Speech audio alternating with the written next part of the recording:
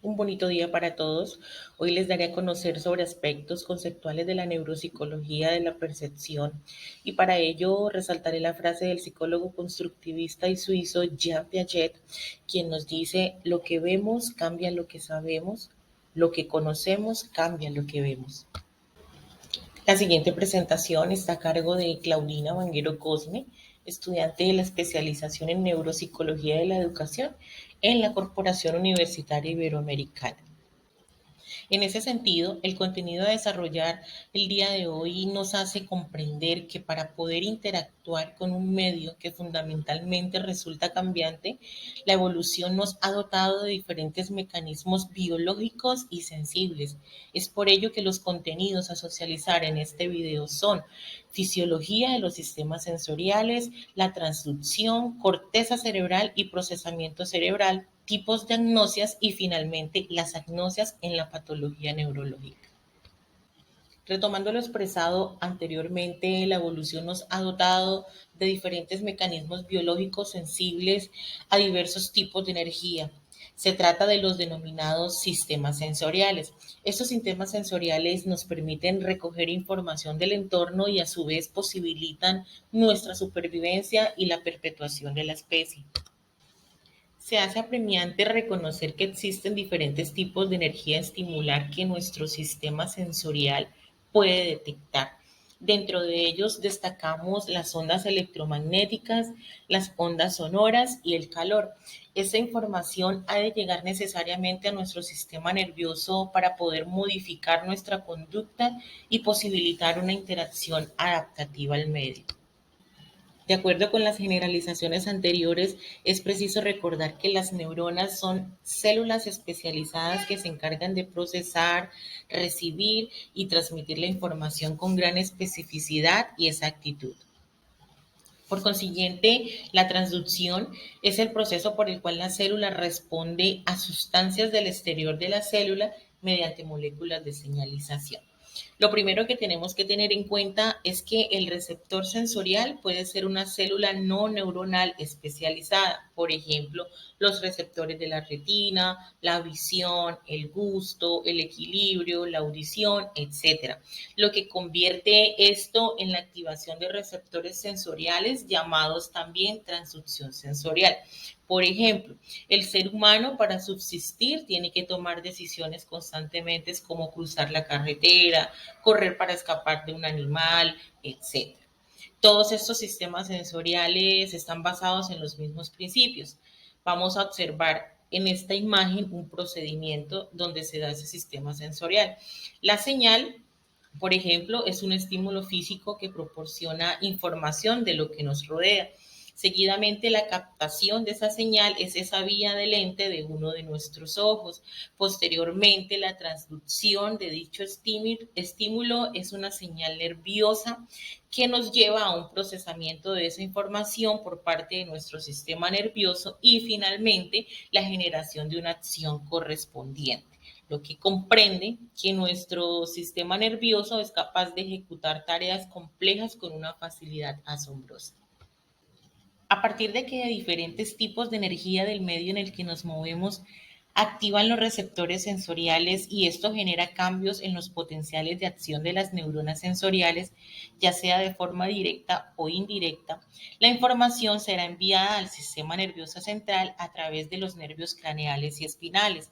Por ende, toda la información que recibimos en la superficie de nuestro cuerpo es enviada a través de diferentes conexiones a la corteza cerebral. Un breve ejemplo de este es, en el caso de la transmisión de la información táctil de nuestro brazo, el soma de la neurona sensorial se encuentra ubicado en el ganglio de la raíz dorsal y envía su axón a la médula espinal. Este sube por las columnas blancas dorsales y establece sinapsis con una segunda neurona a nivel del bulbo raquídeo. El axón de esta segunda neurona cruza hacia el lado contralateral del cuerpo, estableciendo contacto con una neurona talámica. En resumen, de acuerdo a la siguiente imagen, quiero demostrarles las diferentes áreas funcionales en la corteza cerebral, como lo son las sensoriales, motoras y de asociación. Esto se da a través de un procesamiento subcortical. La estructura subcortical principal del procesamiento de la información sensorial es el tálamo. Toda la información sensorial, con excepción la olfatoria, pasa por el tálamo antes de llegar a la corteza, concretamente por los núcleos de relevo de la información sensorial. Asimismo, se da una reorganización sensorial, la cual es toda la información que recibimos en la superficie de nuestro cuerpo. Esto es vida, y esta vida se da a través de diferentes conexiones a la corteza cerebral. Tenemos la corteza sensorial primaria, la cual se encuentra en el lóbulo parietal y detrás de la cisura o surco central. Esta región cortical recibe información de los núcleos ventral posterolateral y posterior-medial del tálamo. De esta misma manera, tenemos el área de asociación, la cual se divide en unimodales, multimodales o heteromodales. Los unimodales son los que llevan a cabo un procesamiento más complejo de la información, como por ejemplo el color, el brillo y la forma.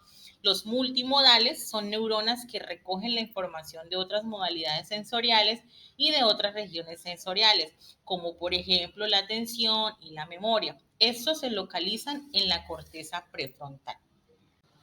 Por otra parte, les daré una breve síntesis de los diferentes tipos de agnosia, reconociendo que aunque existen diferentes tipos de agnosia, el día de hoy me centraré en la visual, la auditiva, táctil, olfativa y ceguera cortical.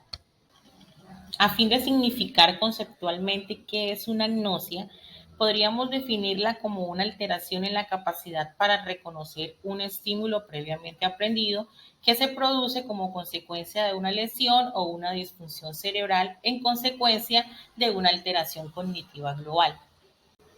De este modo, la agnosia visual proyecta la información visual desde la retina, pasando por los cuerpos geniculados del tálamo hasta el área visual primaria en el lóbulo occipital.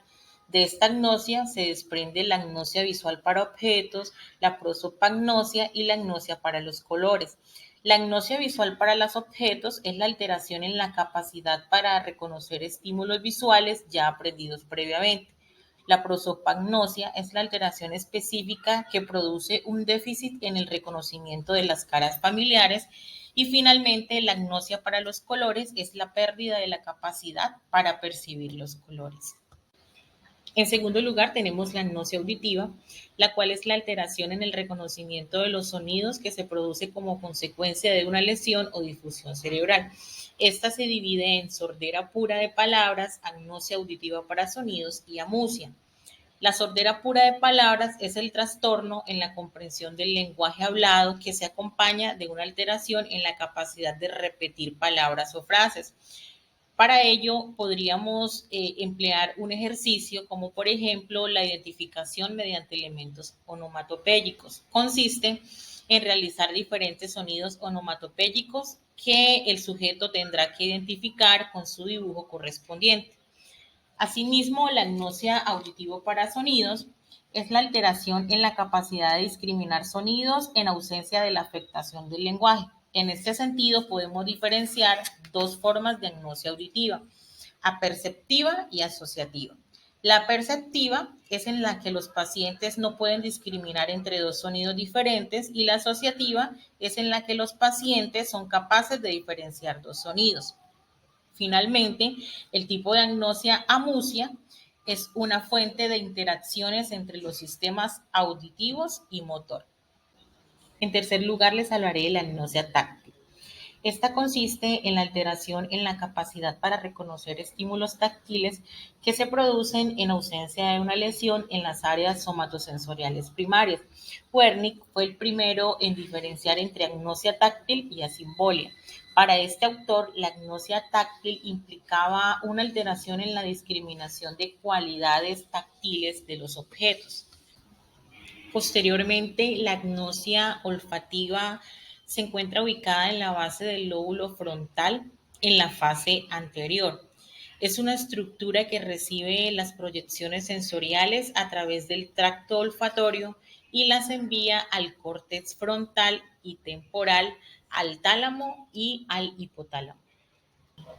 Aunque la ceguera cortical no es una agnosia, es importante tener conocimiento de ella y rescatar que ésta se produce cuando se lesionen las áreas primarias de la visión de ambos hemisferios, concretamente las áreas estriadas en la cisura calcarina.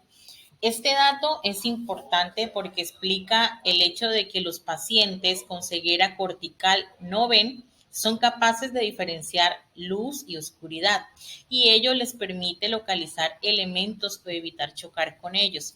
Puede ser transitoria o persistir de manera duradera.